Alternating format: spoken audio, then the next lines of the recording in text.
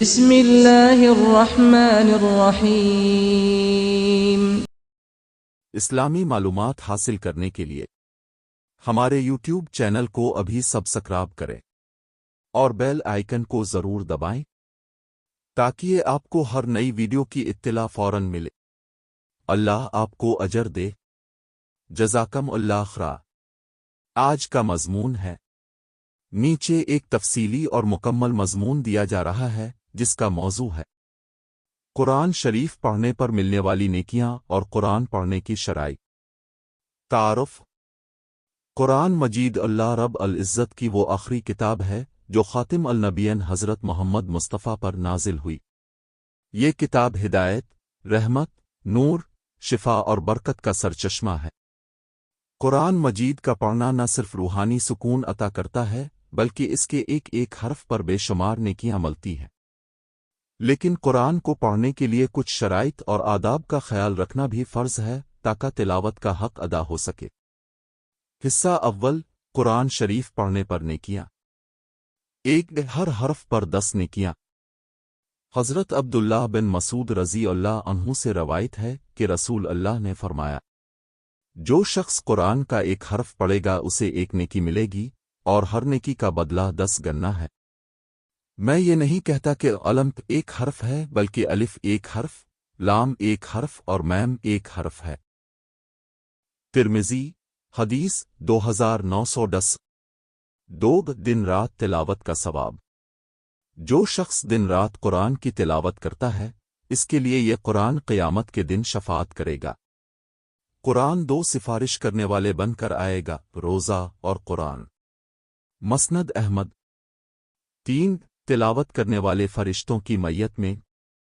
جب انسان قرآن کی تلاوت کرتا ہے تو اللہ تعالیٰ فرشتوں کو مقرر فرماتا ہے جو اس کی تلاوت کو سنتے ہیں اور اس کی دعا کے لیے آمین کہتے ہیں۔ 4، قرآن حافظ کے والدین کو عزت۔ جو شخص قرآن حفظ کرتا ہے قیامت کے دن اس کے والدین کو تاج اور عزت کا لباس پہنایا جائے گا۔ 5، قرآن قیامت کے دن سفارش کرے گا۔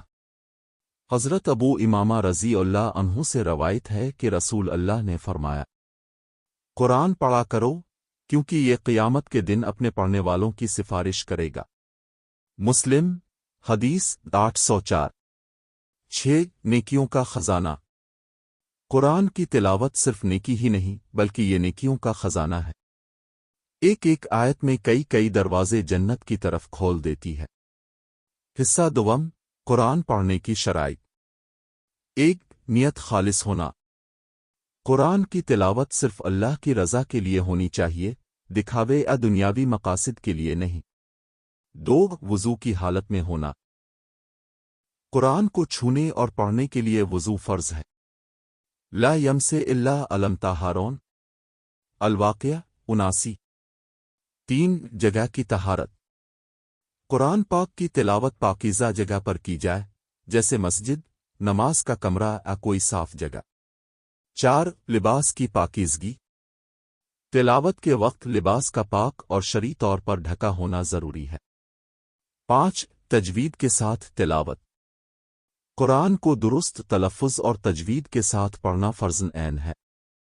امام ابن الزر فرماتے ہیں، تجوید کے ساتھ قرآن پڑھنا واجب ہے۔ 6، ادب و احترام۔ قرآن کی تلاوت ادب، خشوع و خضوع اور عاجزی کے ساتھ ہونی چاہیے۔ 7، عربی زبان میں تلاوت۔ قرآن عربی زبان میں نازل ہوا اس لیے اصل تلاوت عربی میں ہونی چاہیے۔ ترجمہ پڑھنا فائدہ مند ہے لیکن اس پر وہ ثواب نہیں جو اصل عربی پر ہے۔ 8، شیطان مردود سے پناہ۔ تلاوت سے پہلے اعوذ باللہ من الشیطان الرجیم پڑھنا مسنون ہے۔ 9، بسم اللہ پڑھنا۔ سورہ سے پہلے بسم اللہ الرحمن الرحیم پڑھنا مستحب ہے۔ حصہ سوم، قرآن کے آداب۔ 1، تلاوت باوضو ہو۔ 2، بلند آواز سے نہ پڑھا جائے کہ دوسروں کو خلل ہو۔